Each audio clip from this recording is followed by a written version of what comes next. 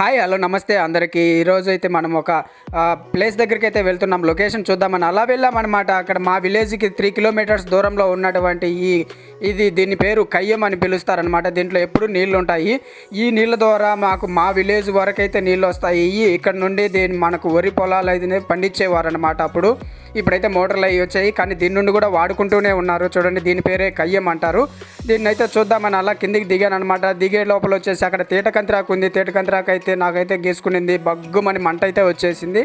ఇంకా మంట వస్తానని నేను అప్పుడే అనుకున్నాను, ఏదో కుట్టిన వల్ల లేదంటే దాన్ని చూసే లోపల చెట్టు అయితే ఉంది, తేటకంత్రాకు చెట్టు. ఇదే దేన్ని తేటకంత్రాకు అంటారనమాట. చాలా మంట అయితే వస్తుంది. నేనైతే గీరలేదు. ఇంకొచ్చేసి ఇక్కడ పక్కనే దోస తోట ఉందన్నమాట. దోస తోటలోకి వెళ్ళి వాళ్ళని అడిగి అయితే ఒక కాయ అయితే కోసుకొని అయితే మేము తిన్నాం. చాలా తీపిగా ఉన్నాయి ఈ బాగా కాయలు. ఇంకా నుండి వచ్చేసి అలా లొకేషన్ అయితే చూస్తూ వెళ్తున్నాం అనమాట.